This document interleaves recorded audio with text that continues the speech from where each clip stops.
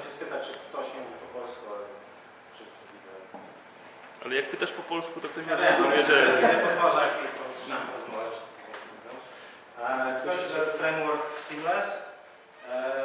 Od razu powiem tak. Prezentacja będzie mało technologiczna, dużo zwinna, dużo też o firmie i o produkcie, który robimy, a raczej przede wszystkim o produkcie, który robimy. Mam nadzieję, że uda mi się udowodnić, że niestety nie da się tych rzeczy robić. Niestety nie da się mówić o szosej, czy w ogóle o skramie bez mówienia o produkcie, który się robi. Tak samo zmiana, którą trzeba zrobić, nie dotyczy tylko działu software engineering, ale dotyczy również działu product management, marketing, sprzedaż itd. Więc proszę nastawcie się pod tym kątem na prezentację, że nie będzie dotyczyło tylko działu software engineering, aczkolwiek sam jako osoba techniczna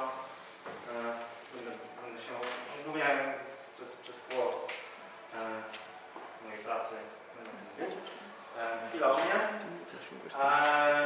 Pracuję w Seamless, szwedzka firma, łódzkie biuro od 1,5 roku. Mam też szczęście być od samego początku łódzkiego biura. Obecnie pracuję jako engineering team lead w Seamless. Oprócz tego jestem trenerem w firmie Sages, w francuskim Łódzie. I zajmuję się szkoleniami technicznymi. Oprócz tego mam certyfikaty Professional Scrum Master, Professional Scrum Product Owner, wydane przez Scrum.org, ale 3 certyfikaty co znaczą, że zostały 2 oceny. Kontakt do mnie, jakby coś adres mailowy, ewentualnie dolik na adres. Dobra, Seamless. Tak jak wspomniałem, jest szwedzka firma z siedzibą w Sztokholmie. Od 1,5 roku biuro w Łodzi. Ale nie są tylko 2 lokalizacje na świecie. Jest również Londyn, Bukareszt, Accra w Ganie, Lahore w Pakistanie, Kalkuta i Mumbai. Hi. Do you speak Polish? Yes, speak Polish. Czyli mogę mówić po polsku. Jak widzicie, grałem na całym świecie, jeszcze powinienem był napisać Chicago w Stanach Zjednoczonych, ponieważ naszym jest Stanu. Chwila co gdzie jest. Sztokholm, tak jak mówiłem, siedziba, tam znajduje się Wydział Marketingu i Product Management. W Łodzi obecnie znajduje się na razie dział IT. W Sztokholmie również jest dział IT. Londyn, ze względu na bliskość do inwestycji, jesteśmy spółką giełdową, bo chyba mam będzie nazwa Galenix. Tam się przychodzi do sprzedaży. W Londynie znajduje się, tam jest też rozwijane teraz biuro, ponieważ Londyn jako centrum finansowe jest po prostu bliżej do szukania inwestorów do firmy. Bukareszt, ponieważ Secure nasz produkt między innymi z Zwinni. I tam jest lokalne biuro na rynek rumuński.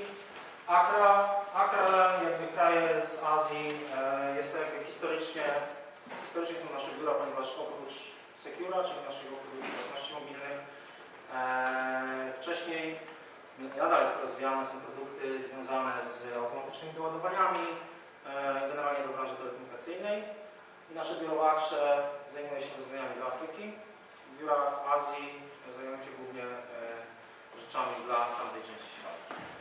Człowiek praca, bo firma istnieje już 10 lat, do tej pory przed jakby okresem płatności mobilnych praca miała bardziej charakter projektowy, mimo że sprzedawaliśmy produkt. Dopiero wprowadzenie płatności mobilnych spowodowało, że zaczęliśmy myśleć o tym, że wytwarzamy produkt. Stąd też potrzeba między innymi sklepu. W Łodzi mieścimy się w Media Hubie, może łatwiej jest powiedzieć tam, gdzie jest hotel Hilton. Nie pracujemy w hotelu, ale w tym samym budynku jest część biurowa. Tam znajdują się również inne firmy. Jesteśmy w tym miejscu. Dość łatwo. Dobra. To było krótko o Seamless. Teraz o produkcie, który zrobiliśmy. Ponieważ tak jak mówiłem na początku, nie da się... IT samo w sobie generalnie nic nie znaczy, tak? zazwyczaj jesteśmy usługodawcą dla części biznesowej firmy, więc trochę o produkcie. Secure, marka w Polsce nieznana. Obecnie jesteśmy w Szwecji, w Finlandii, w Rumunii, właśnie wchodzimy do Belgii. Biura mamy też w Wielkiej Brytanii, w Anglii, w Stanach, więc łatwo sądzić, że tam też celujemy z naszym produktem. Opowiem o modelu biznesowym, ponieważ to on tak naprawdę spowodował, że musimy się skalować jako IT. Jest 3 graczy, a raczej mamy w naszym modelu biznesowym są jakby 3 strony. Są sklepy, ponieważ gdzieś płatnością mobilną trzeba płacić. Są banki czy instytucje finansowe, które dają dostęp do pieniędzy klienta i są konsumenci. Jeśli chodzi o sklepy, czyli reseller, model biznesowy jest bardzo prosty. Jeśli pomyślicie o Vizie czy o Mastercardzie jako rozwiązaniach kartowych, sklep, jeśli chce wspierać płatność kartą, musi zainstalować u siebie terminal, który umie czytać karty. Ten terminal, w zależności od jego rodzaju, to jest koszt około 300 zł dla sklepu. I musi taki sklep od każdej transakcji kartą płacić tak zwaną opłatę interchange, która w Polsce wynosi obecnie 0,6%. Nasz produkt od strony sprzedawców jest dość prosty. Czyli my, sprzedawcy korzystając z kas fiskalnych, napisaliśmy program na większość kas fiskalnych, czyli jakby soft na większość kas fiskalnych, który wspiera nasze płatności mobilne. Czyli koszt wdrożenia naszego systemu od strony sprzedawców to jest po prostu instalacja update'u na kasę fiskalną. Żaden koszt do terminala związany z tych rzeczy. I bardzo skomplikowany cennik, czyli chcemy od Was za pośrednictwo transakcji wziąć połowę tego, co bierze od Was Visa czy Mastercard. Dla wielu dużych sprzedawców to oznacza to oszczędności rzędu 10 milionów euro rocznie. Więc jest bardzo duża zachęta dla retailerów do tego, żeby nasz system u siebie wdrożyć. Ponieważ jest darmowa instalacja, bardzo duża skalowalność, ponieważ nie wymaga to przyjechania kogoś od nas, zainstalowania tego zwykłej software na ich kasach fiskalnych. No i zachęta finansowa. Po prostu płacicie połowę mniej niż to, co płacicie w Vizie czy Mastercardzie. Tutaj wymieniłem tylko kilka firm, z którymi współpracujemy. McDonald's, chociażby w Szwecji, również w Belgii. Hemshop, jest to jedna z sieci sprzedaży, żeby Piotra i Pawła w Polsce. Też grupa aptek, uważam, że też sklepy internetowe, ponieważ nie ograniczamy się tylko do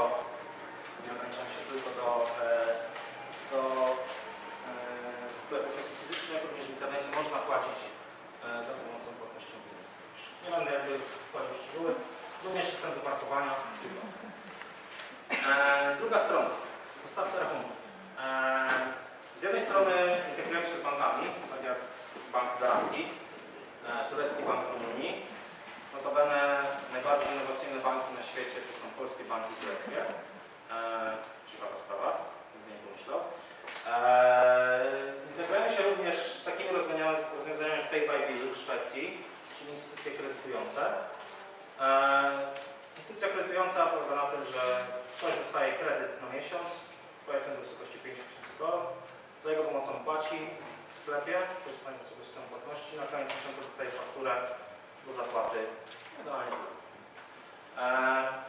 I ostatnia rzecz, system SEPA.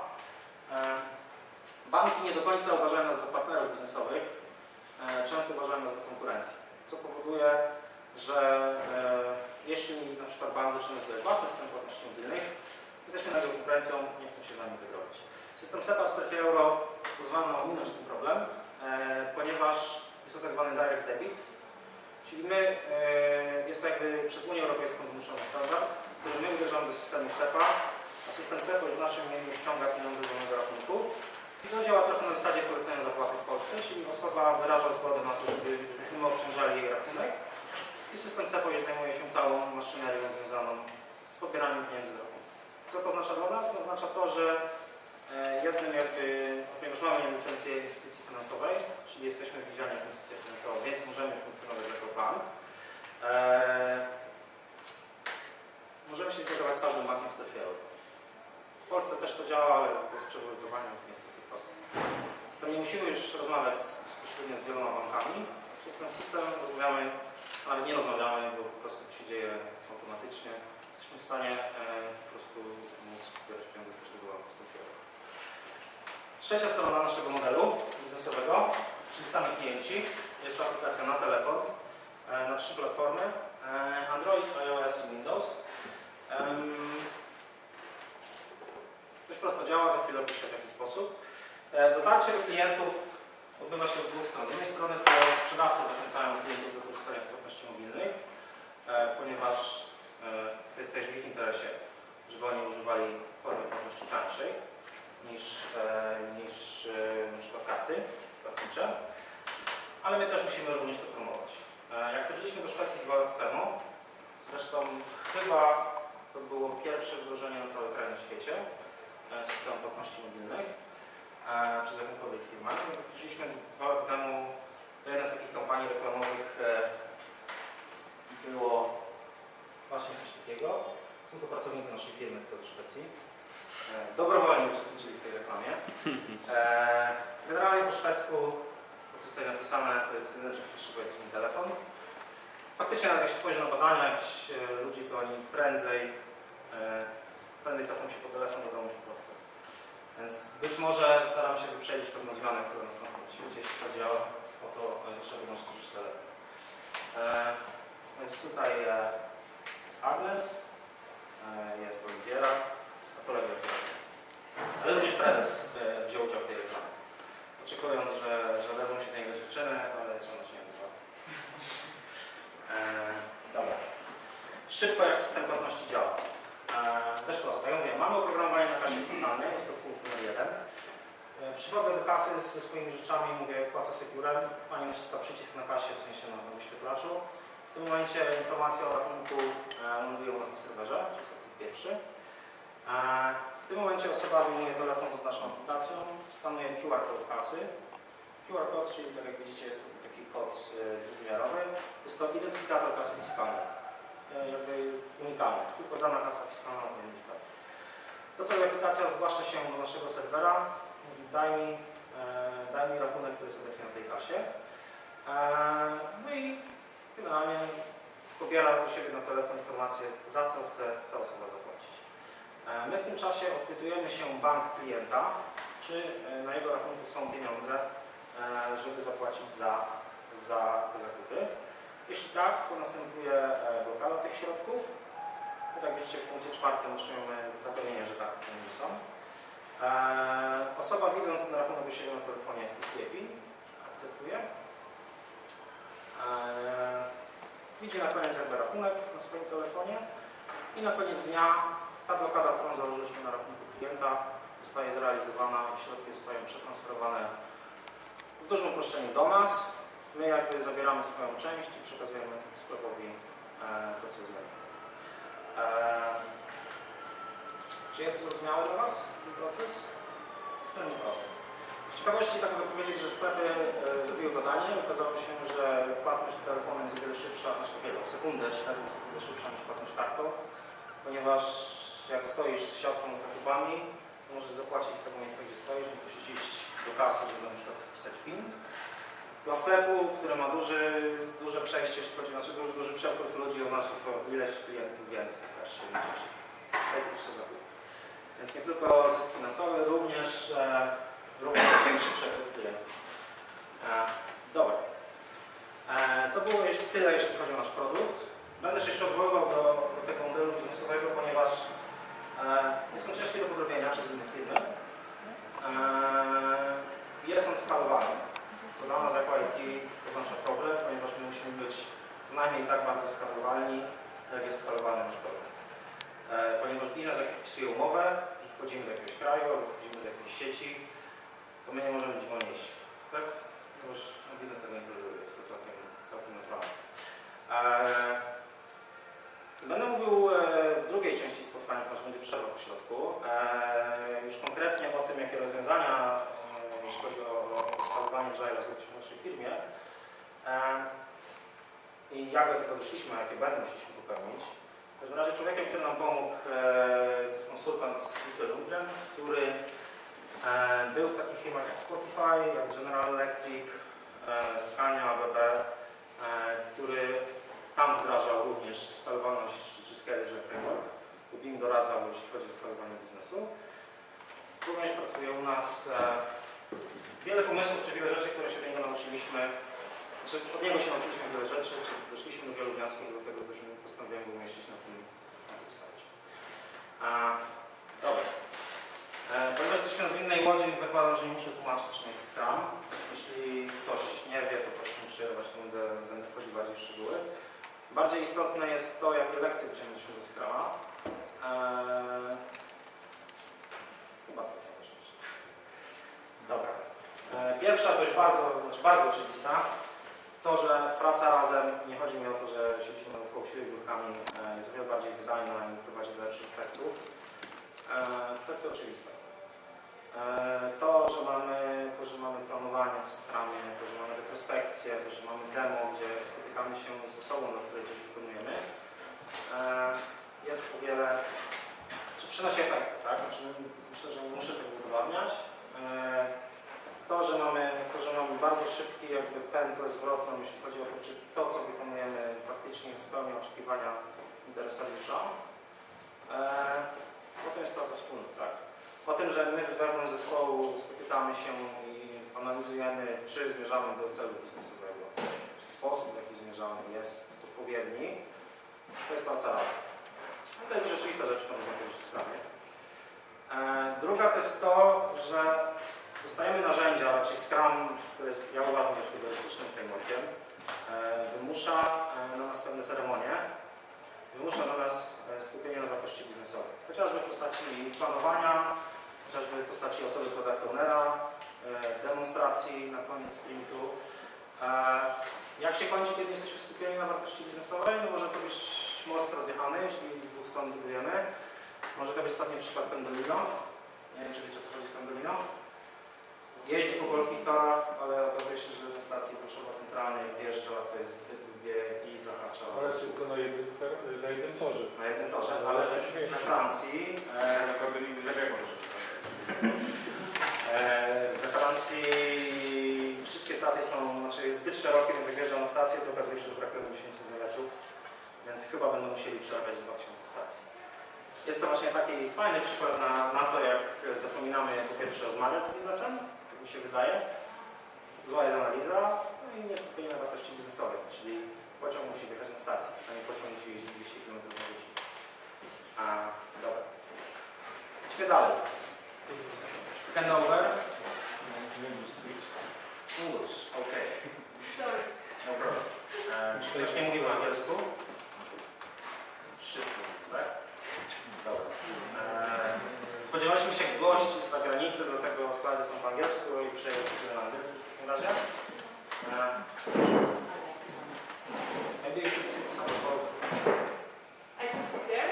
No, just sit there, because No, because this is there's lots of empty room here, so maybe you should sit here. okay. So, handovers. Whenever you have to pass your work to someone else, that's the root cause of some problems. The question is, what typical handovers can you think of when you have to pass your work to someone else? Then there is the problem with communication, and if the other party knows everything about what you meant. Any ideas? So I'll give you a hint. When I, as a developer, implement something and give it to the tester, the QA, that's a handover. That's one thing. The second thing, when there's a business analyst, he writes requirements, and he passes on to the development team without talking to them, that's another handover. And Scrum shows that these handovers, they are basically inefficient. I mean, if you just let handover happen and do nothing with it, then usually there's lots of ambiguities happening. There's the mismatch in how you perceive business requirements. So this is what Scrum taught us. I mean, handovers usually are bad. That's why we have cross-functional teams. When there's QA engineers, there are people, development guys. The same goes for DevOps. If we cooperate, the handovers are minor. So that's one lesson we are taught by Scrum. Another thing, Scrum is purely empirical. So you are encouraged by the framework to verify if something works, and if it doesn't, you can change it. So that's why we have, for instance, retrospectives in Scrum. If you have this, 30 days or 2 weeks for a Scrum, then you have a retrospective, and you can check, okay, it works or it doesn't work, we need to change it. That's something empirical. You don't, not like in a waterfall process, you're not expected to plan for a year ahead. You just have this little, time intervals in which you are able to empirically verify the work and adjust it. And the last thing, planning and forecasting. You have ability to plan in a sense that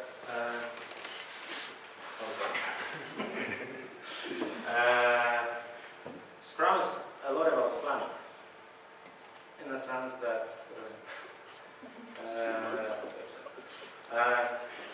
you have to plan a lot because the environment in which you work usually it changes a lot. Especially our branch, our business area, we are at some mobile payments.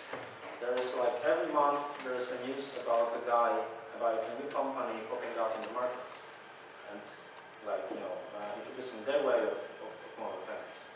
So that's why it's all about planning, it's all about adjusting to the reality, it's all about doing forecasts. We don't say that something will take us, 3 months. We say that we estimate that we need 5 sprints for accomplishing something. So that's what we were taught by Scrum. So that's one thing. I haven't mentioned that at the very beginning.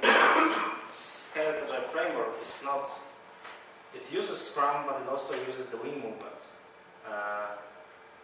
And now I'd like to talk about takeaways from Lean to be had.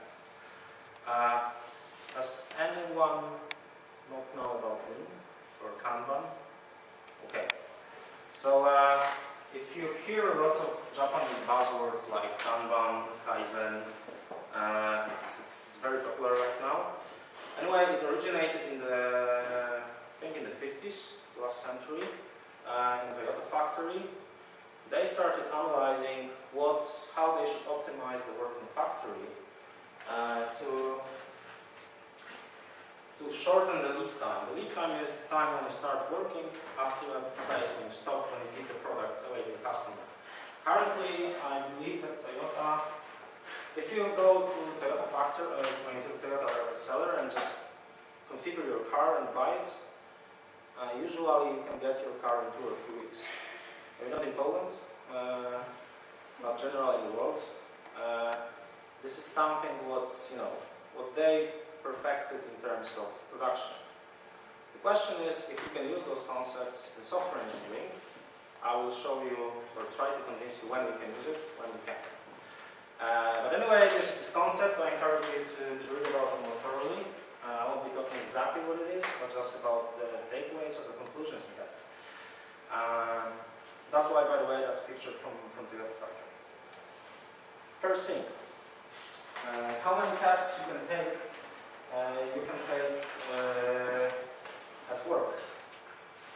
If you look at the highway or think about the highway as an analogy to your work, usually in a traditional model you are expected to take tasks which fill up 100% of the time, or even 120% of the time. That's what you're expected by your managers. So now think about the analogical situation on the highway. If there is such a traffic jam, or maybe it's not, even if it's not a traffic jam, if everyone is driving the highway really fast, and there's really little space between the cars. How much elasticity you have to make a maneuver in a really dynamic environment? If someone, stops suddenly or changes the lane, It means that you have to suddenly adjust to the new situation. You just need to reduce your velocity considerably. You don't have enough elasticity. And think about your working environment or IT industry. Usually we are working in a really dynamic environment, in the sense that, as they say, I don't like this proverb but because it's overused, but the only thing which is certain is change. The only thing that is permanent is change. So think about your work. It's really like that, but when you have a project, you have to work for like a year on that, but you can plan everything. It usually doesn't happen. So the key thing is, maybe you shouldn't take 100% or fulfill your time for the upcoming sprint or whatever period you have. Maybe you shouldn't fill it in with 100% of your tasks or 120%. Maybe you should fill it in with 70%, because you know that there's something unforeseen which you need to somehow prepare for, which gives you enough room or elasticity to adjust to the changing situation. And actually, if you may make such an analogy,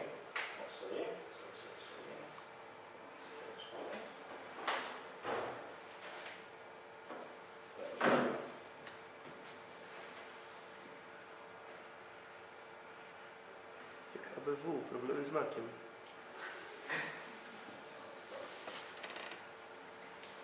That's,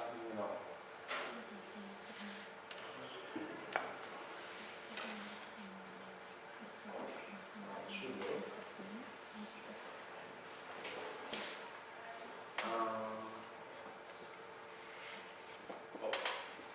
So if you try to make an analogy to traffic engineering, the curve is the theoretical data, it's the spots or the crosses or circles, this is the empirical data. It appears that when there are cars on the highway, and this is like the density of cars in the highway, 100% is 100%, so it's like back to full. If the cars would drive slower than the maximum allowable speed, and this happens, I think, in Italy, that you are recommended. Of course, there's like a limit of 120 km per hour, but you are recommended to drive 70. And if only people accepted that and adjusted the speed to 70, the flow, they will most probably achieve the maximum of the flow. And the question is, if this is a correct analogy for the IT work, for instance, can you achieve the maximum flow for work when not trying to work, as fast as possible or take as many tasks as possible in the phase when you're planning? Maybe this is just a different way of thinking. Actually, it works in factories because that's the Lean concept, supported by theory from traffic engineering, and of course by empirical data which are business. So maybe we have some optimum we need to empirically achieve, to achieve the highest possible flow we can get. Okay, that was a bit philosophical. Other thing is visual management. Most usually you can think about Kanban process. If you don't know, please check it, so please Google that.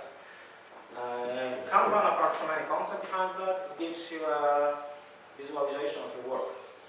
The difference between us as IT and industry is that everything which happens is abstract. If you go to a factory, you see that there is a stack of, tools lying, produced parts, and you see that something like this tools is piling up. We understand that, or you see just, because we're human beings, you see that there is a kind of bottleneck happening somewhere, because in a perfect system, the workflow should be as fast as possible, so there should be no queuing of tasks. In IT, it's a bit different. As I said, because we're human beings, we react more to something which you can visualize, or you can see. That's why it's advisable, or at least in our case, we find it extremely useful, and other companies do as well, to visualize things. And I'm not only talking about Jira or any issue tracking system, it's really like whiteboard. Just, stickers, whatever. So every time you go to your office, you see what's happening. And maybe it's not that important. The important thing is the conclusions you can make out of visual management. For instance, you see that there is a bottleneck somewhere, and you should readjust your work to reduce the bottleneck. Because there's no point of producing like one parts of the system when your staff will kill it on the next level. Of course, this is I'm like speaking generally. I wouldn't like to go into details because it's not a presentation about Lean or Kanban, but lessons taken from it. Yeah, but it gives you that. I mean, this is the tool to visualize how the workflow, what is the flow of the work. Yeah. Let's look further on. The other thing is the approach to work. Usually, in the companies, even which implement Scrum, you have backlogs, you have product owners. Backlogs are created by stakeholders, so it can be like sales, whatever. The items from the backlog. Yes? Can I have a question now? Yeah. Is the image of a product owner special chosen? Just thought it's better than the guy which resembles, the person in the product. That's better. Yeah. But anyway, that's product owners. There's teams, and usually you are taught, or companies think, that product owners should give their tasks to the teams. And this is how you usually see Scrum implemented in companies. Do you have, especially in terms of scaling, do you have, like, a wild guess why it may be wrong? In terms of scaling, when there's like lots of teams, lots of product owners, backlog is growing. What may be wrong with that? I know it's hard to reduce it from the picture because it's hard to express it with picture only, without the words. But okay, let me show the other alternative. So again, we have a backlog. In this case, I call it goals, features, epics, priorities, whatever. That's usually the backlog. Product owners, if you go to a product owner training, you will hear that product owner is the person responsible for driving business. It shouldn't be responsible for being that much involved in the teamwork. They should create business, they should think about ideas, they should gather different requirements and try to make requirements out of it, or make items in the backlog. So product owners, they produce the backlog. There are teams. Teams take stuff from the backlog from the top, or from whatever order which is accepted by the product owners. Do it, then release it. And I would like to talk too much, but I would like to motivate you to think about it. Do you see any difference between these two approaches, or which may be better, which may be worse?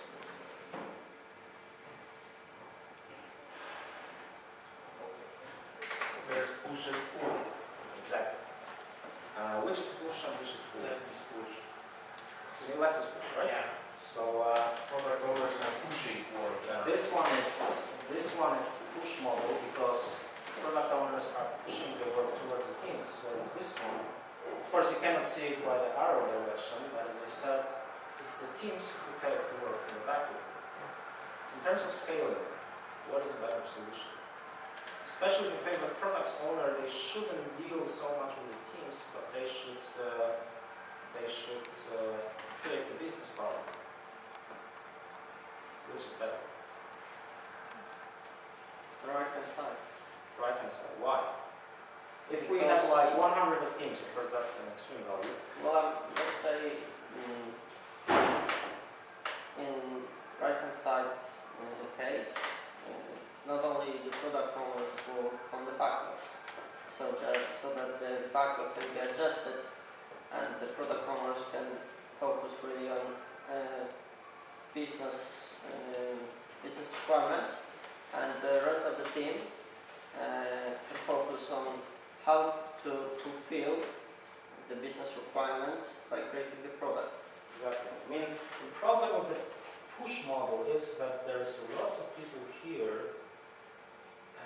to utilize it as much as it could. I mean, here, come on, you have like 8 or 10 guys in the team. Not 10 maybe it's not too much, but you have like 8 guys in the team. They know how they should do their work. They sometimes, if they understand the business perspective, the business goal, sometimes they give you a hint that you can do it better. So why not utilize those guys and let these people create what matters, which is business? Because we are doing that not because we are engineers, because we are. I mean, I'm against engineering because of engineering. We should engineer because of some business value, because that brings money for the salary. Of course, that gives fun as well. One question. Yeah. So the idea is that the product owner shouldn't have contact with the teams, but only with the business part. Yeah, this is the disadvantage of this picture, because you can't see the link here. Of course, teams, they talk with product owners. I was just only focusing on what's the relation between different parties and the backlog. Of course, if a team takes an item from the backlog, they of course communicate with product owners. I'm just saying, it should be like a product owner assigning an item to a team on the backlog, or it should be a team saying, okay, we want to take this task because we think we are better at this or whatever. Of course, this may cause some wrong situations, but for instance, teams or certain team will take only certain tasks they just like because they're easier. Sometimes there needs to be some person saying that, okay, let other team do it. But the difference is that here, product owners, they assign tasks to teams, and they lose their time doing that. Because product owners, they're responsible for business value, for, I don't know, there are different ways to measure it, like return on investment, whatever. In this case, teams take tasks from the backlog. Usually this is according to priority. They of course work with the teams in a sense to explain the business value. But they are focusing more on the backlog itself. If it expresses the goal or the vision of the product, if it's a product. Yeah. What's the difference between backlogs and right side? I mean, they're the same. I named them differently, but yeah, these are just the backlogs. Maybe in case of the product, because here, I mean, the reason why I showed several backlogs is that product owners, because they have to deal with teams, in a sense, assigning tasks, so like the push model, they are just collecting. They don't have that much time to collect requirements from the stakeholders, like marketing, sales, product management, whatever. So they usually have a set of requirements from different parties. Here, because there's a pool model, so teams come and take the task and do it. They have more time, so they can try to think about the product differently. It's okay, whose task brings more value? Is it like tasking the requirement from the marketing team will bring more business value, or from sales? It's like, should we enter another market, or should we, I don't know, add a new feature in a given country? So the backlog on the right side is connected with one product, but from different perspectives? I mean, okay. Both can work for the same product. In this sense, it can be like, that's the problem with expressing something with graphics only. Maybe I'm not that skillful enough. I was saying that here, by the fact that you're dealing with teams, in the sense of pushing them to work, or pushing stuff for them to work on, here just collect requirements from different sources. Here you have enough time to gather those requirements, process them sample, think about business value, just create one backlog. But really, please don't focus on that. Please focus on the way how work is done. If it's a push model or a pull model. So the solution on the right is heavier. Heavier? It's an unproblem. No, it has more cons, that's why. Depends what's the vertical axis. If it's importance, I would say it's more important or more valuable. Do you already hate this slide? Yeah, I hate this. If I'm supposed to do it again, I'm going to give a speech again about this, I'll change it. Okay. Alright, so these are lessons taken from Lean. If you remember, we had lessons taken from Scrum, now we have from Lean. And there's one more important thing about Lean stuff. It's about Lean production, the one known in factories, and Lean product development. Lean and Kanban, for instance, it works perfectly fine when you have like tasks of similar size, more or less foreseeable, that is okay. So this is fine for systems with low variability. Because then you can control the flow of work, because the tasks are more or less the same. You can examine the WIP limit, so the work in process. So how much work you can have in a given stage in a factory to go for a block. And that's good.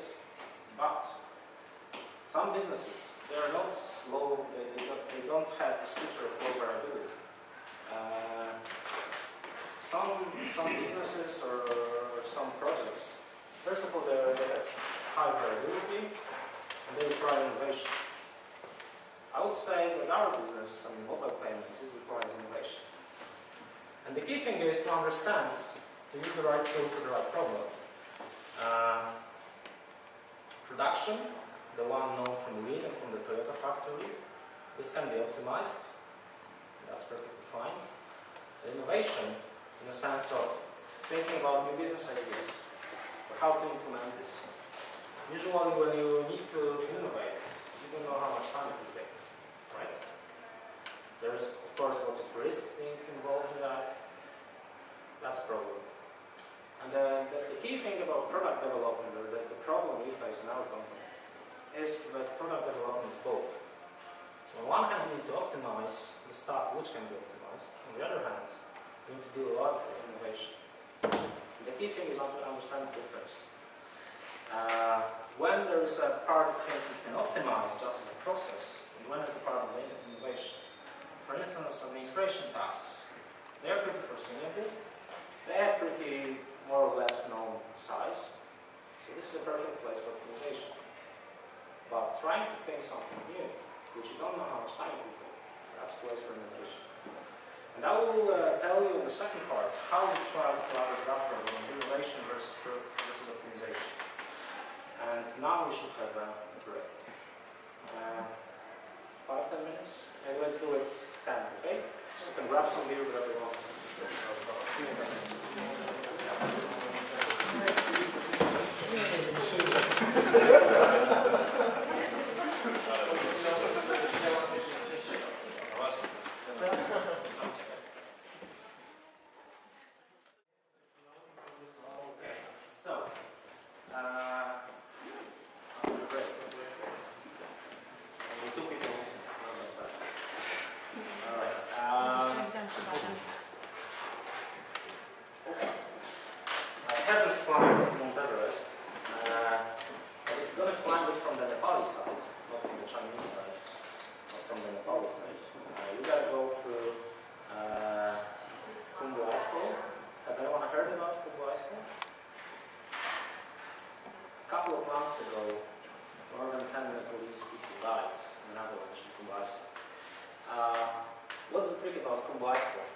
The difference between the resolutions to flat, that's the base camp.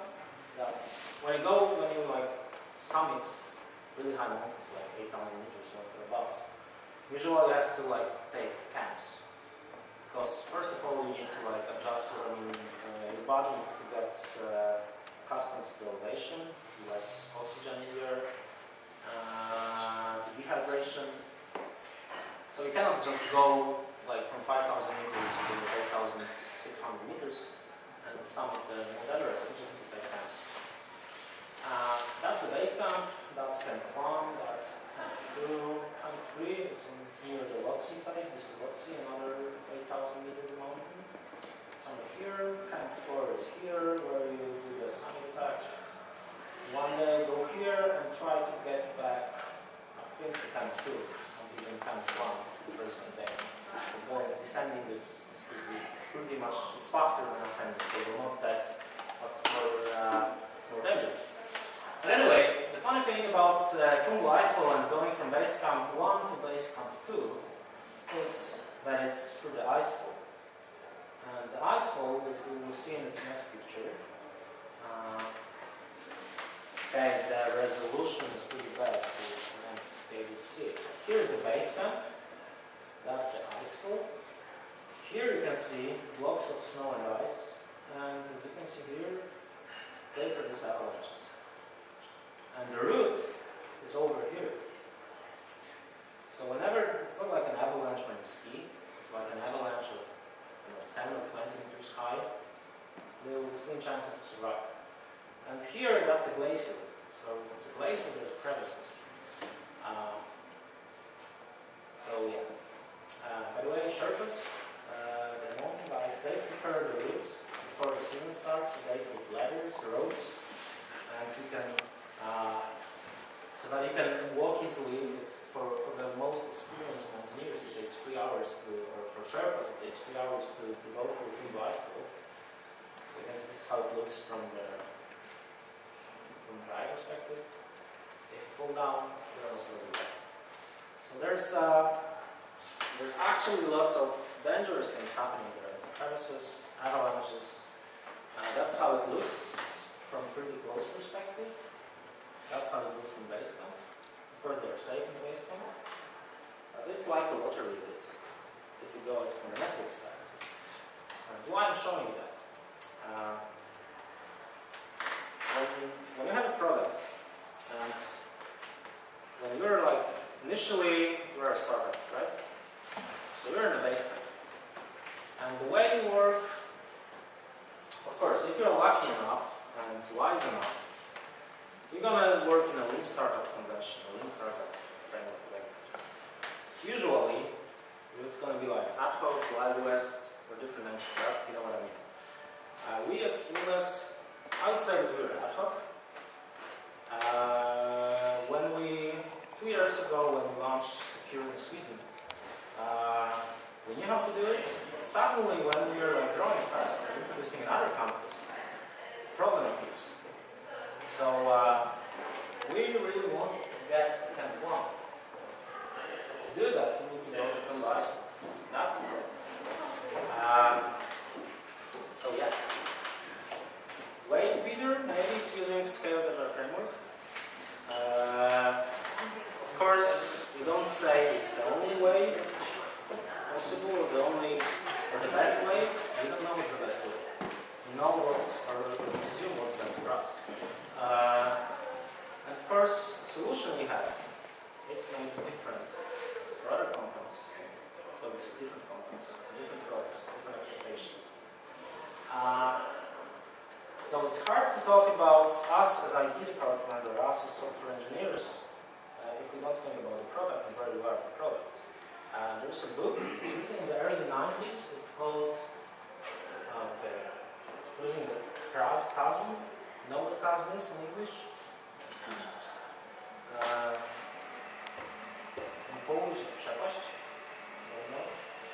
This guy wrote a book in the early 90s about high-tech companies and why they failed when their product will suddenly start growing, in the sense that there's lots of market expectations towards the product. And the ideas there, they still hold nowadays. It's about marketing thing, about like product development from the marketing perspective, not from the software perspective. But for sure, you can make an analogy then. So, when you have a product, usually startups, they operate in these areas. Seamless is no longer a startup with Secure. Seamless is trying to get to this part, which is like early majority. Sometimes they're called pragmatists. The most challenging thing is to get over this chasm. So get to the conviction. The thing you need to remember, first of all, things which work in this place, they won't work in this place when you scale. The second thing is the customers which were using your product here, the early adopters, they are different from the customers for the early majority.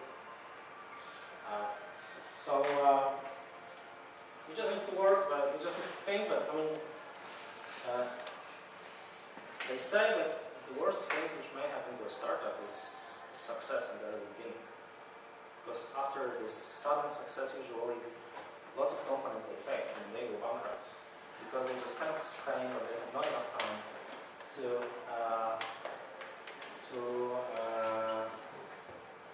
satisfy the needs and requirements of the market.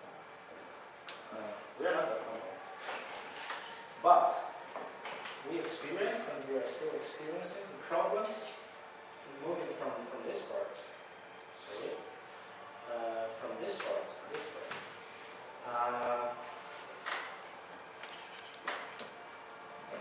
That's when I have to send this part. How did we do that? Now about our evolution. So how we worked, and what worked, what didn't, what we had to change, and how we evolved towards where we are at the moment. So initially, when we were small, by saying small I mean like, I don't know, 40 people altogether in the company, now it's 200. Our product is, as I mentioned, in Sweden, Finland, Romania, Belgium. We are land grabbing, we are at the land grab phase, so we are entering other markets. One of the markets, about which I can say is, for instance, US. This is like competing at a level. But when we were small, we were like, there were dev teams, we were like, okay, we are Scrum. So we had like Scrum Masters, we had teams, and we had a separate team of QA engineers. And just remember that we were growing with time, so we had to like make mistakes to go a step further. So what is the problem of such a combination of teams? What do you think? Teams with Scrum Masters and developers, of course here was also a Scrum Master, so we were like developers, and QAs. Yeah, handover, that's of course, that's true. And what's the other problem? When we started growing, there was still one QA team, and there was like another development team, and another development team. QAs should be part of the development teams. Yeah, I mean, they became a bottleneck, right? So this solution doesn't scale. And of course, there is a problem with handovers. The QAs, if they're not involved in the project from the very beginning, they just don't feel what it is, or don't have enough time to get to know what it is. Okay, so we get a lesson from that. So let's make QAs part of the team. And that's pretty fine. I mean, we had some developers, we had Scrum Masters, we had QAs. It worked as well. Until we started to experience a success of security, and we started growing. So there were more teams. And usually when we started working on different product, I mean not different product, but different features of the product, the number of interdependencies between the teams started to grow. Which means that, okay, we can finish our feature on condition that the other team will finish their feature. And you can imagine it started to resemble a spider's web. Yeah. So this was our problem. And first of all, it's hard to visualize this, or it's hard to understand this, because as I said, it's abstract thing. You don't see it. I mean, it's not something you can see, measure, touch, whatever. You just see that you have a problem. You're not that effective. You're not that effective in entering the country. You're not that effective in delivering features. Suddenly, everyone has expectations for software engineering, but you are doing things wrong. Or you are, you're lazy, maybe. Or you will hire better people, you'll get fired. Of course, it's not the case with our company. But this is the accusations you get when suddenly you think you believe that they are not on time or they are not with the proper quality. Yeah. So what happened then? First of all, we changed the way we think about, now I'm talking by the way about introducing scalable as a framework. First of all, we changed, maybe I should move back a bit still, one more thing.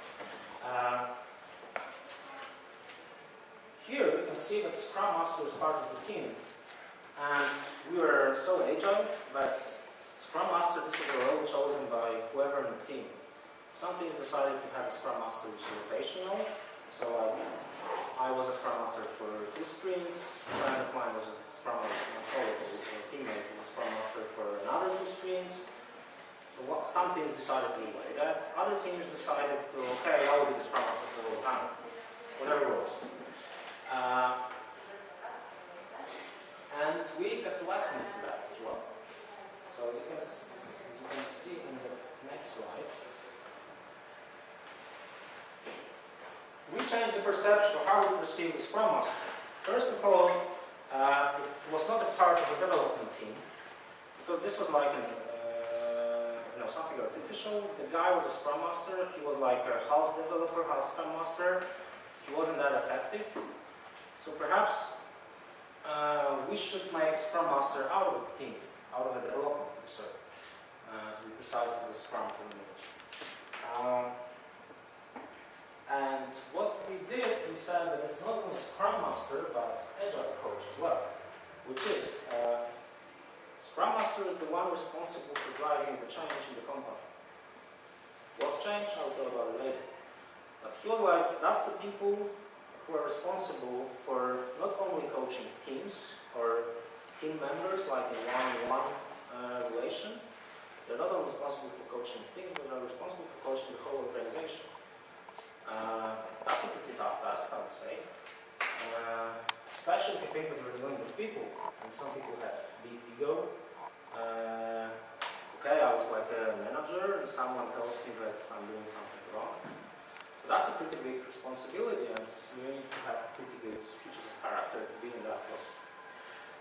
That's why these people, they were actually chosen by the management. Of course, before they were asked if they want to be a Scrum Master, and these people are being hired in our company. Yeah.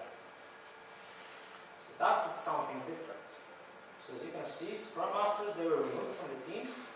Suddenly they are out of the teams, and they start working with the teams. Usually, of course, it depends on the team. Sometimes it's like 1 Scrum Master per team, sometimes like a Scrum Master for 2 or 3 teams. It depends. You cannot say, whatever works, right? Remember that the whole thing we are doing is empirical, so we try to find a solution and check if it works. In this case, at the moment, it seems to work. So we have Scrum Masters working with the teams. And we had a gut feeling that we need to introduce also people who will synchronize what is being done between the teams. And that's what we call the tech lead. Tech leads, of course, the way we name positions in the company, it looks cool on LinkedIn.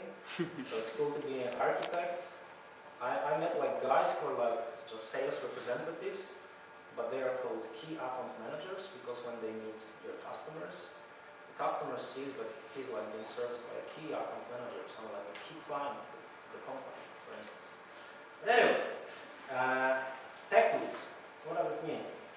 That's the guy who knows what's happening in other teams at the same time. Because if you have the same technical problem in one team, like we had this problem, I don't know how many of you are Java developers here, but for instance we had some like simple integration tasks, and one team decided to use Spring integration, the other was thinking about using Apache Camel. If you know, these are more or less frameworks for doing the same thing. If we didn't have communication between the teams, then it eventually appear that we have like 3 or 4 tools in the company to do the same thing. So that's why we introduce the concept of tech lead.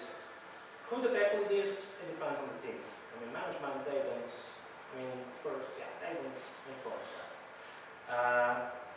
They're like ordinary developers, but from time to time they meet together to sync or to discuss together if there is like a technical challenge. They discuss in their proximity who is like, what should we do? This is very important, especially if there is like, if you think also about maintenance, for instance. So there's like one team who will do something in Apache Camel, the other in Spring integration. So we have like two competing technologies in the company. So if something breaks up with one, the other team can do it, right? Can fix it. Or maybe can, but more slowly. Here they take care of some consistency in terms of technology. We have also architects, but this is something different.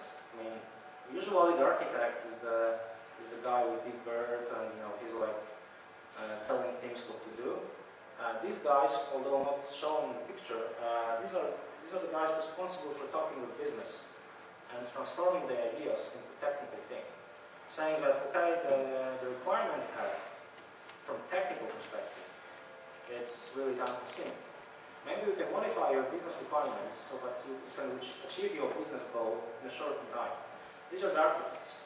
Architects are also consultants to the teams in a sense that they may suggest a solution, but not force a solution or impose a solution. So that's I think it's a different mindset that you experience in like hierarchical companies. Yeah, by the way, there is we have a very flat structure, just by the way. There's like software engineers and QA engineers, so we don't have like a ladder of positions, for instance. And at the moment, we still don't need them, I believe, although I'm not the one in charge. Beside that. Anyway, so this is how it looks right now. And that's only the part of the picture, because here is where scaled agile framework comes into play. My personal problem with scaled agile framework is that whenever I see something complicated, like this, I'm pretty static about it. And I'm still static about it in a sense, doing this by the book. It's just too complicated, I would say. If you read the Agile Software Requirements book by, I forgot the name, Dan Leffingwell, or even if you enter the website, because that's the picture taken from the website, it just got them complicated. I don't like complicated solutions, but we implemented that in a simpler form due to Michael, so the Agile approach I showed you somewhere before. And try to simplify it a bit, but because he tries to, because this is like for really big corporations. And we are not a corporation, we have 200 people with Swedish culture, so it's a bit different than Polish. So yeah, what's the most important thing about scaled agile framework according to me? You have like 3 layers in the company, not in a sense of hierarchical position, but in terms of thinking about the product. The team layer, the program layer, and the portfolio layer. The portfolio layer, that's something which has to do with company strategy or product strategy. So where would you like to go with the product? Should we enter another market? Should we add another feature? What is the most crucial thing? That's the strategy. Strategy is something really high level. I mean, it's like CEO and it's really high management. They decide about the strategy. It's like people from marketing, sales, different kinds of guys. Yeah. Then usually those it's called epics. They are subdivided into features. So something of a bigger resolution, or like subtasks, if it gives you a hint in terms of duration, but it's not called a subtask. And then eventually, out of it, teams, or the team level, they get features or stories, something higher in it. But the thing about scaled agile framework is that you are using the same tools, like for instance, try to use the same tools or the same principles from scale, from Scrum and from Lean, mostly Lean, on the same levels. Yeah. That's the general overview, but let's get into details. Usually, it's advised to start talking or start describing the scaled agile framework from the top, but I decided to do it like in a completely different way from the bottom, because I believe that there are more people understanding Scrum here and less people trying to think about the overall strategy of the company. Yeah. So let's start with the Scrum part. Generally, strategy framework says, okay, as far as team goes, just organize it as it is in a Scrum. So we have Scrum teams, so we have program owners, we have Scrum masters, we have Agile teams. And yeah, Agile, I mean, Scrum or Agile master, whatever it's called in strategy framework, that's the person in our company, as I told you, to drive the change in the organization. So his responsibility is not only to work with the teams or coach particular people, it's also to coach the whole organization. So that's one. Yeah, the product owner, he defines the backlog. That is the teams who take items, or actually it defines not the team backlog, but you will see further on it defines the program backlog or product backlog. Teams create their own backlog in the sense that they get a story and then get a feature to implement and just make stories out of it, which are items in the backlog. So that's the pull model, not the push model. So they can take any feature they want? Well, it's risky, right? I mean, it's not like any feature they want, but they have liberty to choose, of course, in some boundaries. Because otherwise we would achieve anarchy, right? But yeah, we are somewhere in the middle. We're not like very liberal, but not also the push model. I have a question. What's the role of the team in the creation of the backlog, if any? Okay, let me get back to the overall picture. So usually the product owners and the product owners, they create the program backlog. So it's like, okay, maybe I should do it from the top. So the vision is described here. Here it's called portfolio backlog, whatever the name. That's something where you express the vision, the strategy of the company in a form of epics. That's one thing. Then we take one epic and it's transformed into usually or several epics. And they're really like high level, really general. Like we should enter, I don't know, Czech Republic. Looks good. That means lots of stuff. That means technical tasks, that means business tasks, like we need to find retailers, we need to find finance institutions, we need to print QR codes to send to the retailers. We need to have some, I don't know, law regulations checked if we can enter that market. Many different stuff. But we are focusing mostly on software engineering. So that requirement becomes divided into features in a program backlog, which is here. Then it depends on the team how much it can do during the sprint. So they can take one feature from the backlog, a feature, whatever, and divide it into epics, certain epics, but stories. So now we have a smaller part of work, which they understand, but of course having the business goals ahead of them. If you go for, if you read the Scrum guide, you learn that teams should describe the business goal for a sprint. And this business goal, you can see it here because of the resolution. One thing is team objective, which is here. For the product, for the increment they produce, and the sprint goal is also there. So that's how it scales using the very same tool, which is a backlog in this case, right? General vision, general strategy.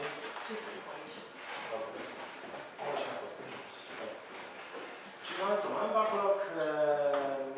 backlog, czy portfolio backlog, czyli wizja czy strategia firmy. Z niego dane są rzeczy, przykładane są na backlog, już program backlog, czyli rzeczy już bardziej konkretne, nie mówiące, nie opisujące pewnej wizji firmy, tylko już mówiące konkretne rzeczy. Dobra, chcemy wejść do Czech, musimy zrobić to i to od strony technicznej, tak? Zazwyczaj to i to od strony technicznej to nie jest coś, co język może zrobić, to jest coś wiele więcej. W tym przypadku zespół już bierze sobie przykładowo takie jedno czy dwa rzeczy, zależy jak oceniamy w sprintu i zaczyna robić sobie stories, do których się już komunikuje. Mówi, ok, tyle jesteśmy w stanie zrobić na koniec sprintu. Na razie poskładał się dym. Dobra, spróbujmy na tym. Okej. Oczywiście teraz się gubiłem, przepraszam.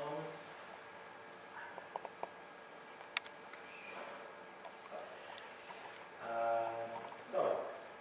Zespoły pracują w sprintach. Nic nowego, rzecz znana ze Scruma. Tych sprintów jest ileś, w zależności od rzeczy, które robimy. Co jakiś czas następuje release, aczkolwiek znaczy Scale Framework mówi na pewno co jakiś czas, ale również mówi deliver on demand, czyli wtedy, kiedy jest coś potrzebne. My trochę w innym kierunku, my chcemy rzecz, którą skończy zespół, ona jest, jak dokładnie mówi Scrum, potentially shippable, czyli może wejść na produkcję. Czyli oddajemy gotową rzecz, która jest częścią release'a i jeśli jest to release, to może powiedzieć, że produkcja nie musi. To już jest inna kwestia. Wydaje mi się, że tutaj nie ma niczego spektakularnego, jeśli chodzi o Scrum. Jest to zwykły Scrum, tak? Mamy Scrum Mastera, Product Ownera, zespoły, mamy Sprint Goal.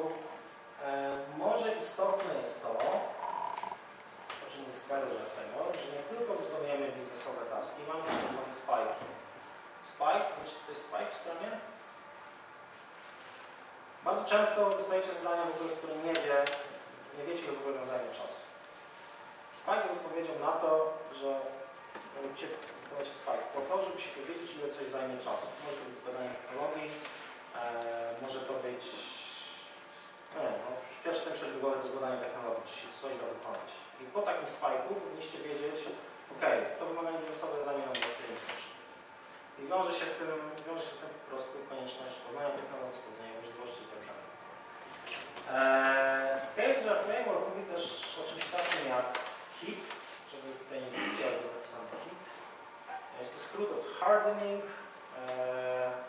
Innovation, Production bodajże. W każdym razie chodzi o to, że są często takie wymagania, ciężko je ubrać, czy to wymagania funkcjonalne, czy niefunkcjonalne.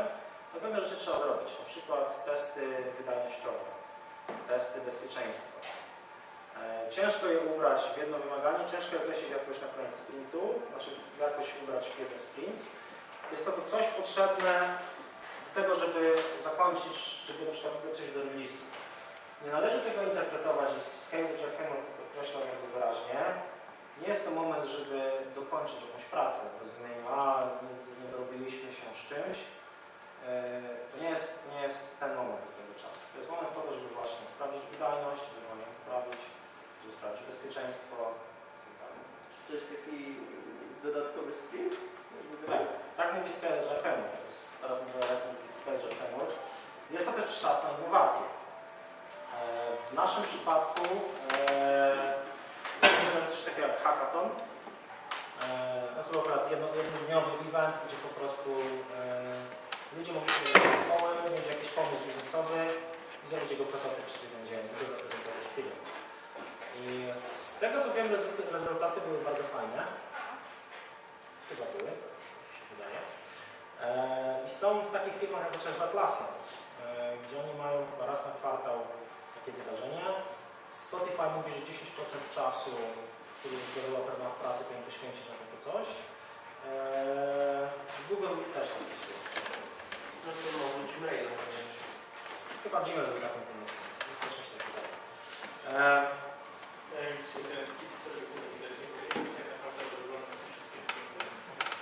No zależy od czego go stosujesz, tak? Przede wszystkim jakoś... Przepraszam, tutaj jak to jest przed releasem, czyli przed releasem wpadnie nasz projekt, zaraz sobie pomysł, który mamy czasu do tego. Ale to nie jest po to, żeby go teraz implementować. Znaczy to jest HIP, to jest hardening, czyli jakby twardzenie produktu, czyli właśnie performance i tak dalej.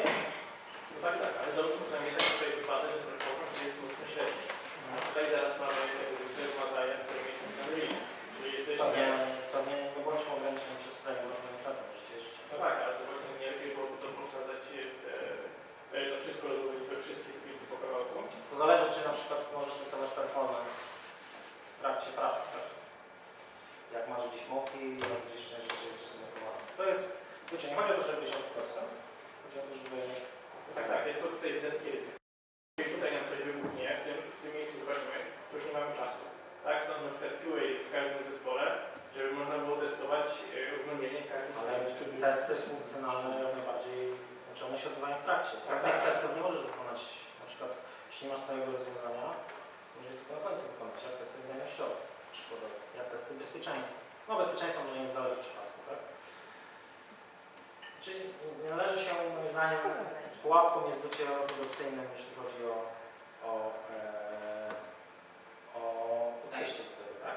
Pytanie, czy te testy, wyniki tych testów musimy naprawiać, czy po prostu musimy powiedzieć, jaki produkt dostarczymy. I na przykład przecież może się okazać, że rozwiązanie nie jest wydajne, ale to nie jest na razie problemem. Możemy na następny sprint rozwiązanie poprawić, tak? Przykładowo. To zależy. Jest to bardzo ciężki temat do filozoficznej dyskusji, tak się wydaje. Trzeba dostać do rzeczywistości, ale tak jak mówisz, jak się pojawia problem, który umożliwia release, no to proszę pomyśleć, że nie framework załatwi za nas ten problem, to my musimy działać, tak? Dobra. Właśnie teraz słuchamy. Szybko. Dobra. Jesteśmy na drugim poziomie. Mamy coś takiego jak product management i release management.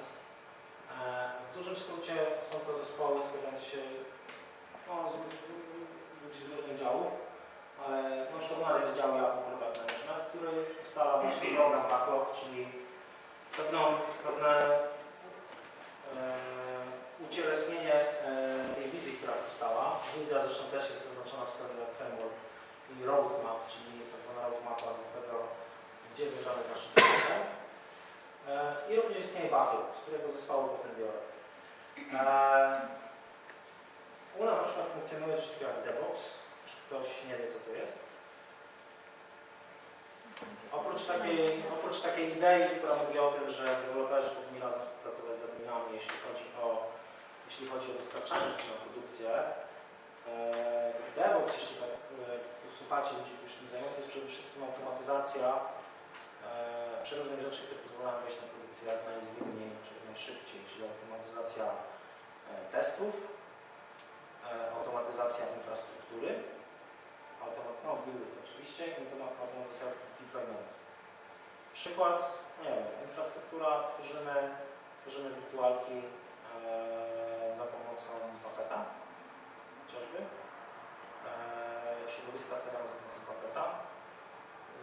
Ktoś zna paketa? Czy nie? Okej. Polecę znać, że nie znać. Teraz wychodzi. Nie podnoszę go. Jeszcze nie było. Releasowanie, automatyzacja release'ów. Dość dużo czasu poświęciliśmy jako firma na to, żeby zautomatyzować release i zautomatyzować deployment. Tutaj użyliśmy oczywiście, tylko będzie na zasadzie pokazane Bamboo i Stasha, ale Tasjana. Ale o tym później. Idźmy dalej, już widzę, że trochę przysypiacie.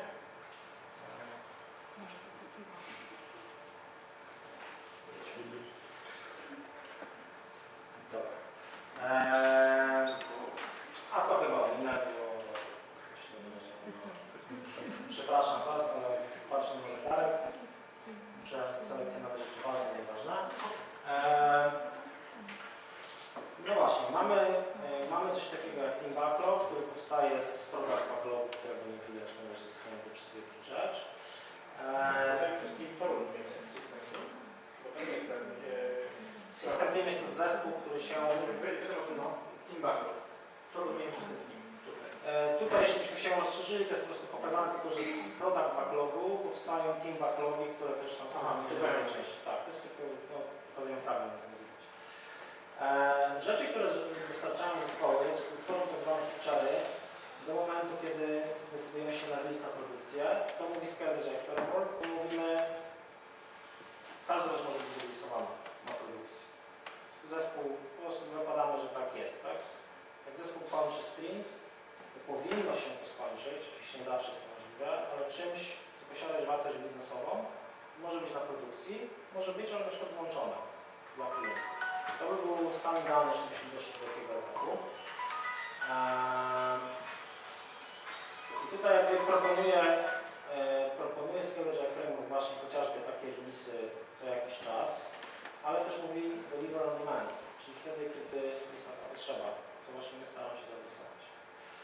Oprócz feature'ów takich typowo biznesowych są tak zwane architecture lub architecture runway, czyli jeśli na przykład spojrzycie na waterfalla, to w waterfallu to było, nie wiem, OK, albo nie, że jakby powstawała od razu cała architektura, czyli od razu, na koniec projektu, czyli po pół roku czy roku, powstawała cała architektura, nie było za bardzo potrzeb w trakcie jakichś zmian i tak dalej.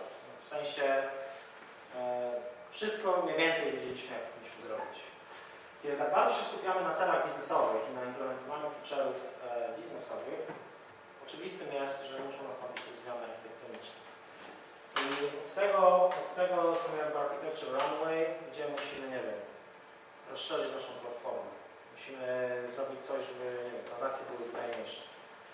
Taski typowo techniczne nie mają co przełożenia na wartość biznesową w takim rozumieniu bezpośrednim, bo wartość biznesowa tak zawsze za tym jest. Jeśli będziemy zbyt wolni, to ludzie zaczną podchodzić do naszego produktu. Tak?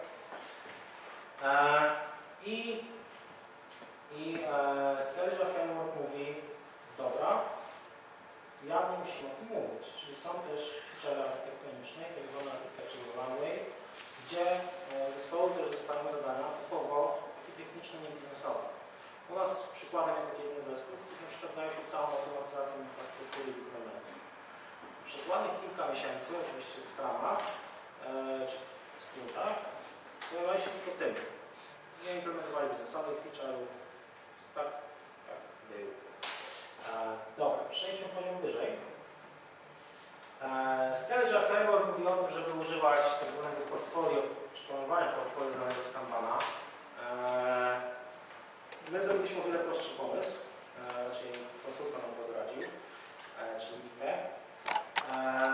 Prostszy w realizacji, jakby do tego być może będziemy dążyć, ale jeszcze tutaj nie jesteśmy. Jeśli chcecie poznać, co to jest portfolio kanbanowe, to zachęcam do blogu Pawła Rodzińskiego, jeżeli ktoś zna.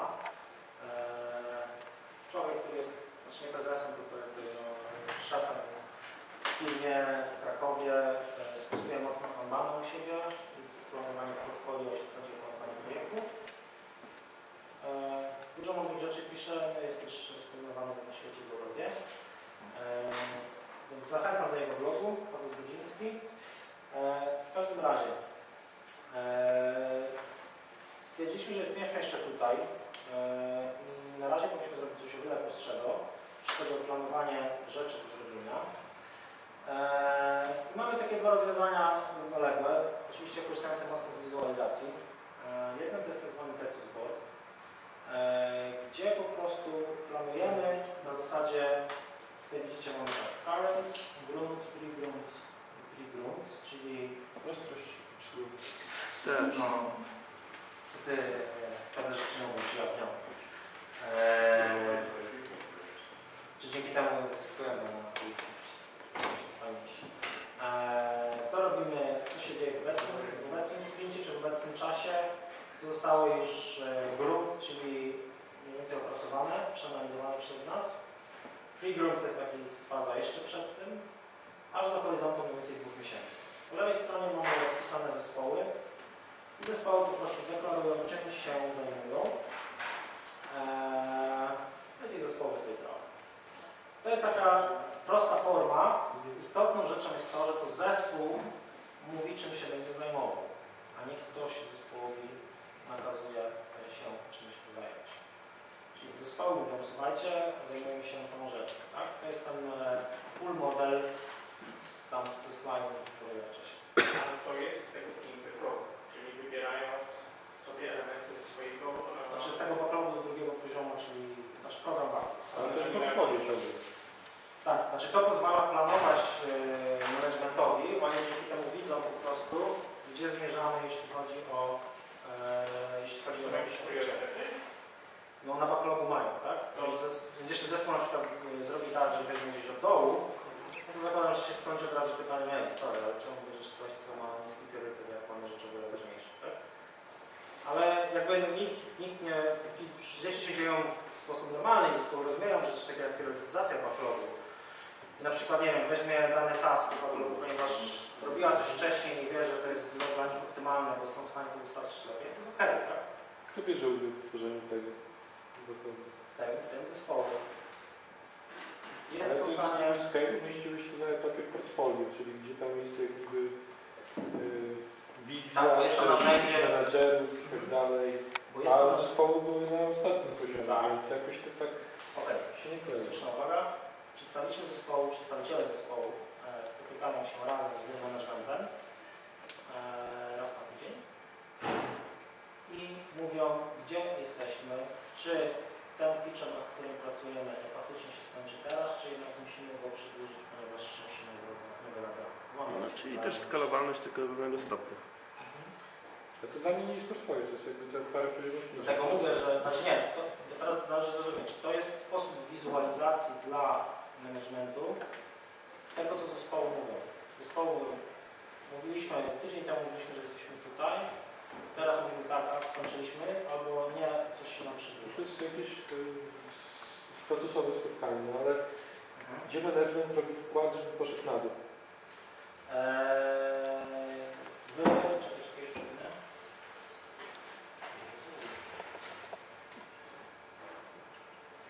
No bo tu jest tam management i on robi wkład, który schodzi na dół, ten backlog.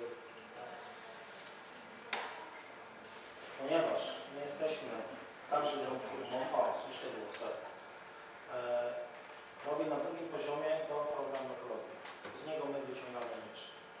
Czyli faktycznie Nie mamy jeszcze potrzeby, bo tak jak mówię, schedule framework jest dla korporacji, my nie jesteśmy na razie, więc my operujemy głównie na program backlogu. Portfolio backlog, czyli tak faktycznie Macie dwa poziomy Znaczy, tak naprawdę. te wasze wizje powinniście przenieść tutaj, na ten poziom środkowy. jest nawet sugerowana przez nich, to jest wizja, ale na poziomie danego produktu, że mamy jeden produkt, tak? Jeśli mieć więcej produktów, jest sens portfolio. Ale logika, która stoi do portfolio, polega na tym, że jest to narzędzie wizualizacji dla managementu, gdzie co się dzieje z zespołami. I w tym sensie to jest nie tylko priorytetyzacja, więc teraz musimy, przepraszam, trochę przewinąć, pójść wyżej.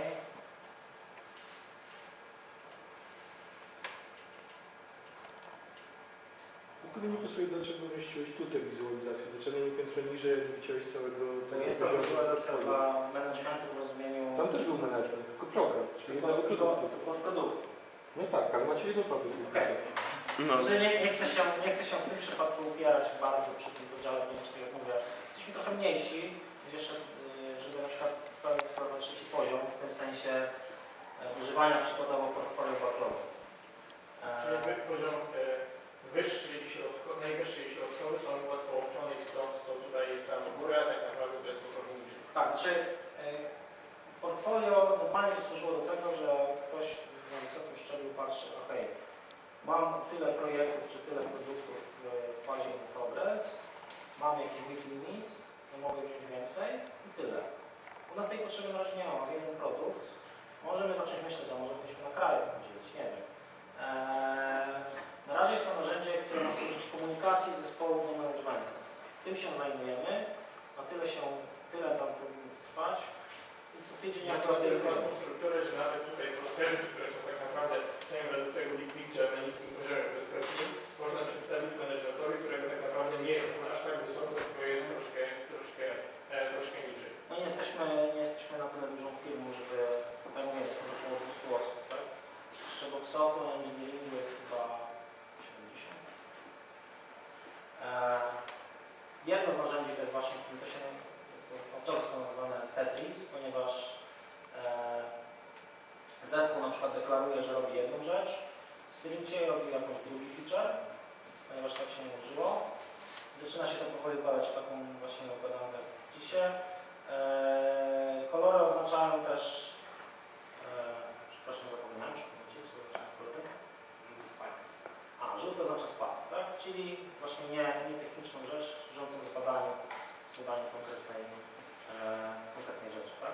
przykład estymować, ile nam coś zajmie czasu już faktycznie, że w przyszłym sprincie możemy powiedzieć, ok, ten feature czy ten problem zajmie nam 2 sprinty.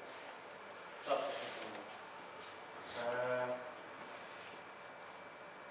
Druga rzecz, tak zwany capacity matrix, który mówi tak. Tutaj mamy zespoły w naszej firmie.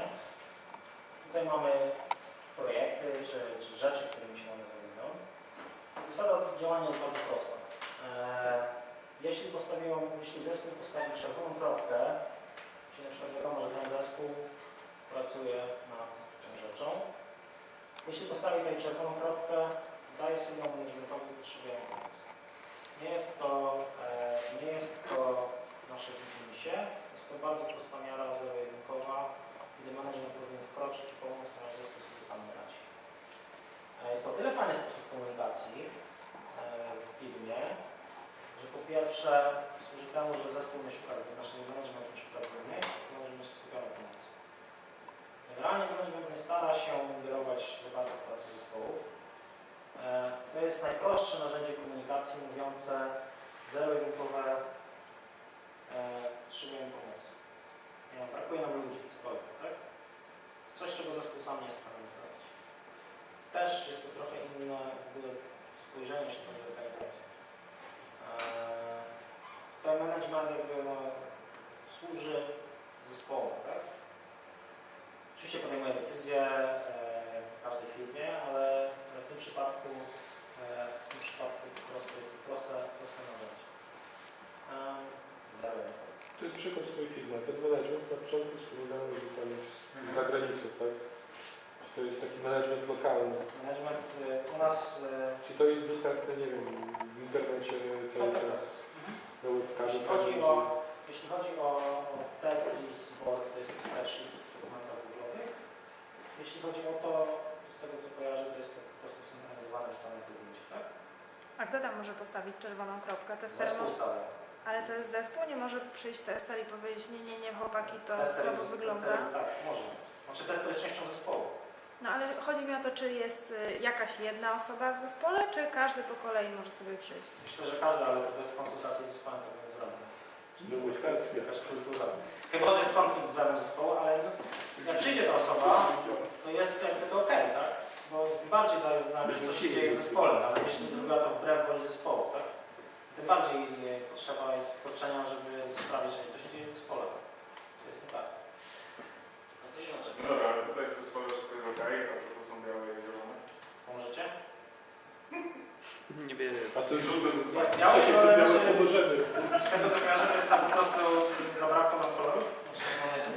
Zielone to znaczy, że zespół pracuje nad tym. A, pracuje, a białe, że będzie pracował. Tak. Sorry. Okay. No właśnie. Czyli na przykład będzie wiadomo, że ten zespół będzie pracował w przyszłości na tym.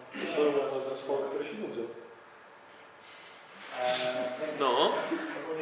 Nie mają żadnych kropek. Brakuje na IT development. Wizualizacja.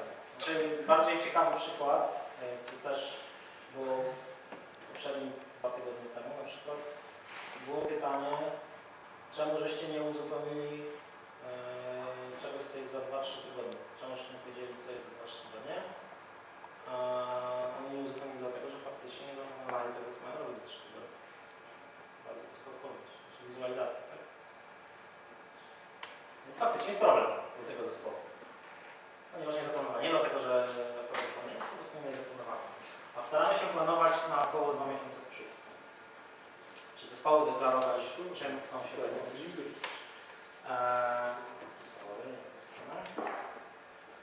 Dobra.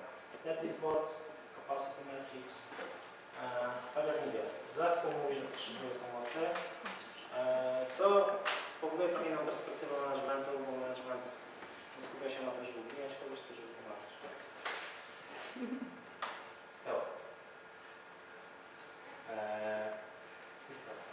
A nie myślisz może, że jeszcze na takim capacity boardzie dobrze by było odhaczyć, czym się zespół zajmował w przeszłości? W sensie, że później jak ktoś będzie chciał pomocy, to żebyś wiedział, gdzie tej pomocy szukać? Na razie nie mieliśmy takiej potrzeby, ale może gdzieś indziej jest taka potrzeba. Ale po drugie są te ludzi od tego, żeby pamiętać, kto się tym zajmował, tak? Zatem, wiesz, są proste rozwiązania. Też z tym pamiętaniem to różnie bywa. Mamy Skype chat, na którym po prostu siedzą wszyscy i możesz zadać pytanie, kto się tym zajmował. Jest jeszcze coś takiego jak git planning na przykład, jeśli chodzi już o konkretne komponenty systemu. Ważna rzecz, z którą się nie zgadzamy, jeśli chodzi o Storage Framework. Storage Framework mówi, że należy w jednym backlogu umieszczać pliki biznesowe i architektoniczne. Doświadczenie pokazało, że jeśli wrzucasz do jednego backlogu architektoniczne rzeczy z biznesowymi, to te architektoniczne rzeczy mają lecieć w dół. Bo zawsze jest coś ważniejszego. I tutaj Nika z nami pracując z własnego doświadczenia z innych firm zasugerował właśnie taki rozdział. Czyli jawnie widać, że na przykład architektonicznych rzeczy w backlogu ciągle ich nie ubywa, na przykład w biznesowych dużo schodzi, tak? I oczywiście teraz jest kwestia architektów u nas w firmie, czy są w stanie biznes na tyle przekonywać, że mówić, jak bardzo jest istotny dany task architektoniczny, który jakby no potencjalnie czy pozornie nie ma wartości biznesowej, co nie jest prawdą, tak? Bo może się okazać na chwilę, że wyłoży firmę, jak nagle wzrośnie gwałtownie gdzie użyty, a mówimy o performancie. Kto zarządza tymi backlogami? U nas product management. To jest grupa osób. Tak, znaczy jest jakby jedna osoba, bo zawsze musi być jedna osoba, która jest szefem, jakby zmienione zdania, ale jest to grupa osób, tak? W niej się znajdują ludzie i z domeny technicznej architekcji i z domeny czysto finansowej. To znaczy u nas product management jest po prostu działem ludzi, oni się z niego pochodzą product ownerowie, którzy pracują z zespołami, ale przyznam się, ponieważ nie uczestniczę w tych dyskusjach, bo mi ciężko powiedzieć, jak to wygląda, ale architekci razem z product managementem ustalają to backlogi. Czyli po prostu jest to, no jakoś to działa, tak? W formie, nie wiem, dyskusji, swoją drogą przychodzi bardzo lubię dyskutować i jest to jakaś tam cecha kulturowa. Dla nas może czasami Polaków trochę niezrozumiała. Ale to się odbywa na zasadzie wspólnego ustalenia. Dotknę tego tematu, nie tylko chodzi o skalowanie organizacyjne, chodzi o to też, żeby technicznie móc się skalować. Parę rzeczy, które musieliśmy zrobić, jeśli chodzi o rewolucję w podejściu do releasowania zarządzania z releasami, buildami itd. Może to być temat na osobną prezentację. Przepraszam. Doszliśmy do tego, żeby zacząć używać bambu i stasza, jeśli chodzi o Gita i robienie drugich releasów. Vagranta i Dockera do stawiania środowisk, czy to testowych, czy no na razie do testów. I testujemy robot frameworkiem. Zresztą mamy czysto technicznie. Automatyzacja testów z robot framework, aczkolwiek już na celowniku mamy do automatyzacji testów BDD. Zastanawiamy się nad Cucumberem albo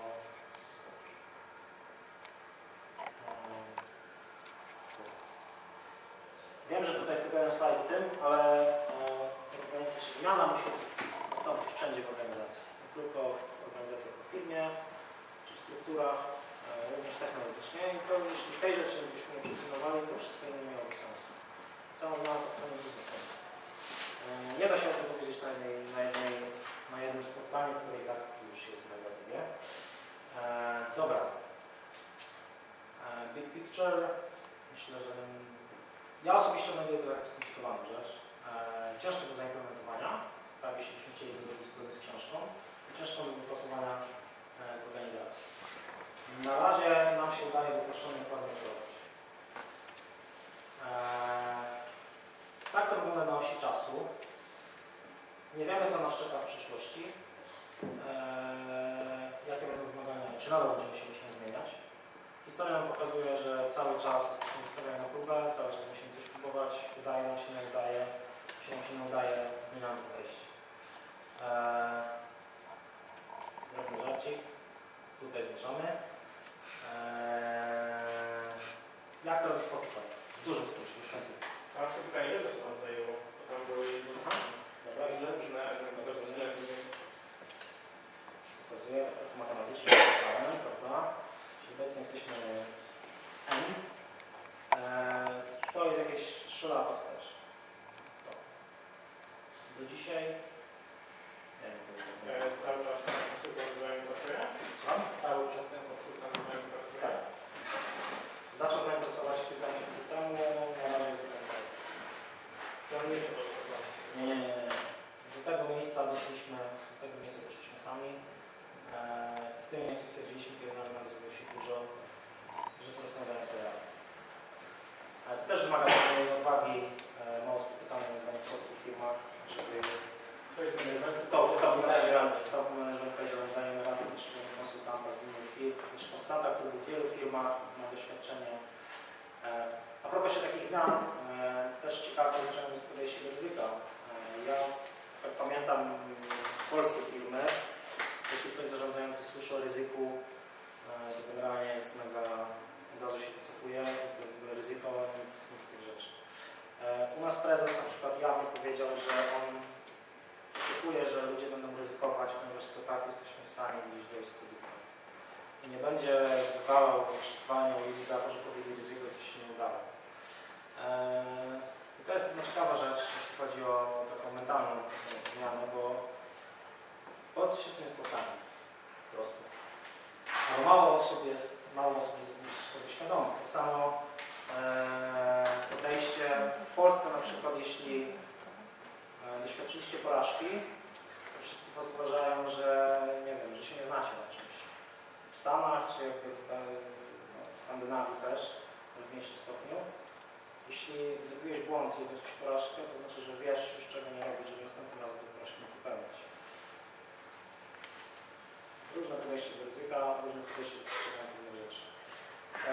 Ale to jest, jak możemy o tym uczciwie porozmawiać. Dobra, jak to robi Spotify?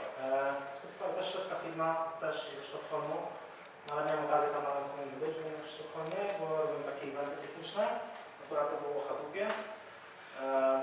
Bardzo fajna kultura pracy, czy da wyczuć, czy chodzi do firmy, da się wyczuć, czy tam jest fajnie, czy nie. Na pewno jakbym myślał, żeby się wyprowadzić z Polski, to pewnie bym stał się tą firmą. Jak oni skalują siebie Agile? Jest to dostępne u nich na stronie. Swoje zespoły nazywają składami, które pracują razem z product ownerem. Rozmięcony zespół, myślę, że nic nadzwyczajnego, może trochę na zainstalować w stramie. Szybko. Skład to jest tak zwany feature team, czyli oni się zajmują, jak macie chociażby playera Spotify'owego, ktoś nie korzysta z Spotify'a? Nie korzysta? Nie korzysta. Ok, czyli część osób nie zna. Dobra. Darmowa usługa do streamingu muzyki. Znaczy nie darmowo. Jest abonament, płaci się np. 10 zł miesięcznie w Polsce. Macie dostęp do dużej bazy muzyki, streamingu.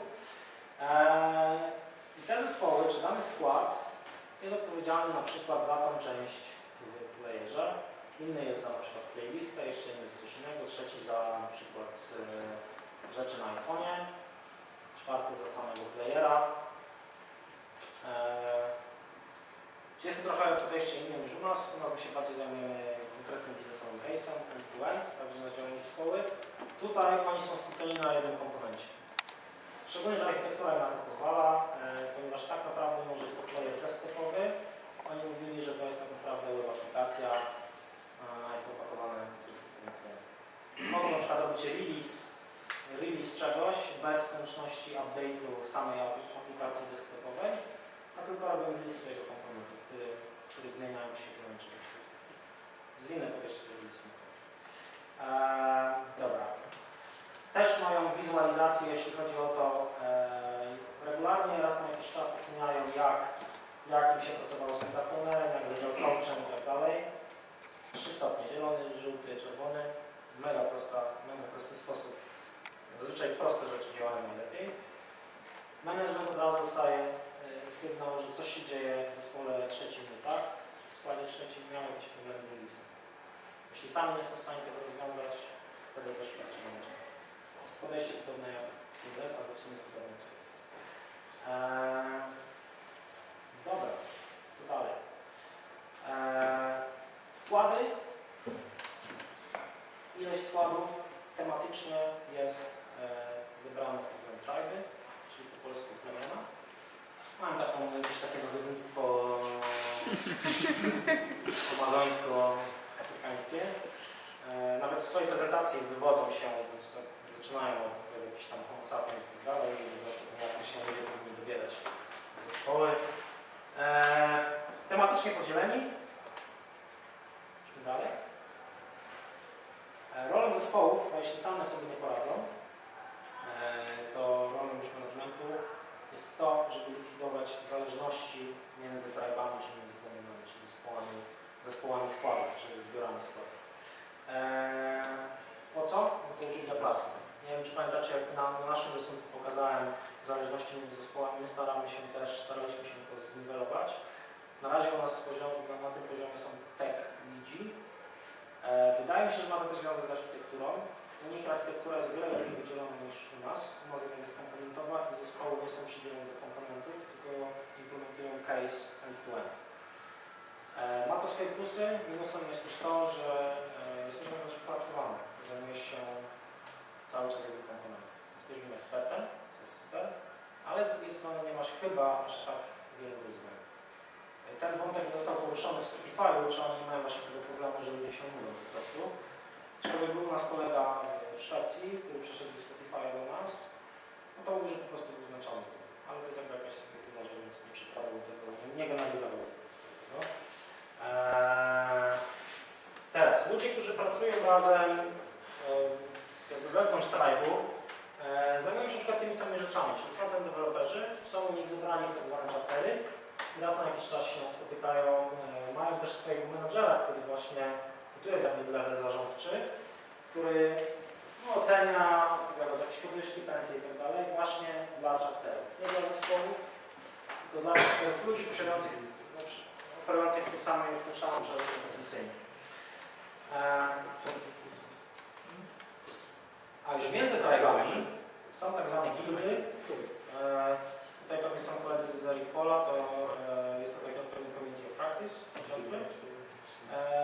Czyli są takie gildy na przykład agile'owe, gildy testerskie, czyli po prostu wymiana wiedzy. Raz na jakiś czas się spotykają ludzie z firmy z różnych tribów, z różnych składów, których to służy do tylko wymiany wiedzy, tak, doświadczeń. Mieliśmy taki problem, jak go rozwiązaliśmy. U nas zresztą też jest, może nie w ten organizowane, ale u nas w firmie są po prostu zespoły demo, gdzie prezentują coś, co mi się wydaje, że każdy musi nauczyć w trakcie zmiany. Czy po prostu feature, że to jest nowa rzecz, na przykład program lojalnościowy, zaimplementowaliśmy program lojalnościowy i się tym chwalą przed resztą zespołów, albo mówią, zaczęliśmy używać takiej technologii. Warto o tym powiedzieć. Trochę inna forma prezentacji. Jak u nich wygląda? Mniej więcej tak. Zespołów mamy 30 w